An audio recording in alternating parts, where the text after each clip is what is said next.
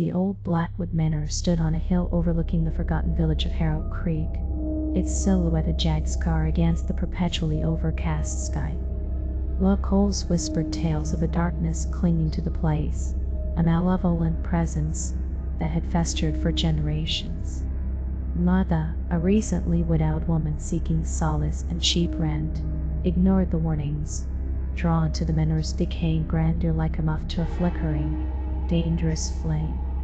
She brought with her two daughters, 13-year-old Abigail and 11-year-old Lily, hoping the change of scenery would ease their grief and offer a fresh start. From the moment they crossed the threshold, an unsettling atmosphere permeated the house. Shadows danced in the corners of her eyes, and the air grew heavy with an unseen weight. Lily, always the more sensitive of the two, complained of cold spots and whispers that tickled her ears when she was alone. Martha, determined to remain pragmatic, dismissed it as the overactive imagination of a grieving child. Abigail, however, remained withdrawn, observing everything with that unnervingly still gaze. The disturbances began subtly, objects moving on their own, doors creaking open and slamming shut, and disembodied knocks echoing through the empty halls. Then, the whispers grew louder, more insistent, coalescing into a chilling, raspy voice that seemed to emanate from the walls themselves. It spoke Lily's name, promising her secrets and power.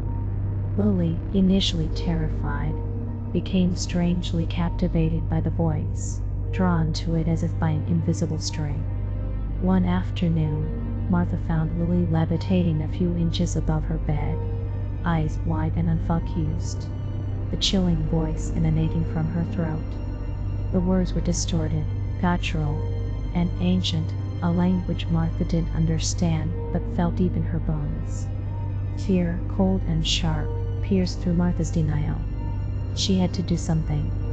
She sought help from Father Michael, the village priest, a man weighed down by his own doubts and burdened by the sins of his flock. He reluctantly agreed to investigate, armed with his Bible and a rosary, but his eyes held a flicker of terror that betrayed his lack of faith. During the exorcism, the manor descended into chaos. Furniture flew across the room, paintings ripped from the walls, and the temperature plummeted to a bone-chilling level. Lily thrashed violently, her body contorted into unnatural positions, the demonic voice roaring through her like a hurricane. Father Michael, overwhelmed by the sheer force of the evil, stumbled back, his prayers dissolving into panicked gasps. Martha, driven by a mother's desperate love, fought through the spectral onslaught, clinging to her daughter, begging the entity to leave her alone. As Martha held her daughter, Abigail watched with unnatural calm. Her eyes, reflecting the chaotic light of the room, held a strange knowing. In a moment of horrifying clarity, Martha realized the entity wasn't possessing Lily. It was using her as a conduit, a vessel to amplify its power. The true source of the evil wasn't in Lily, but in the house itself, in the very ground it was built upon. Blackwood Manor was not merely haunted, it was a living entity, feeding on grief, fear, and despair. Abigail stepped forward, reaching out to Lily. As her fingers brushed her sister's skin, a wave of darkness washed over the room. The demonic voice ceased, and Lily went limp in Martha's arms. But the silence was more terrifying than the cacophony that preceded it.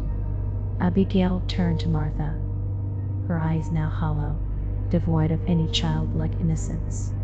"It wants you," she whispered, her voice a chilling echo of the demonic entity. "It wants your grief, your pain. It needs it to live." The manor seemed to hold its breath, waiting.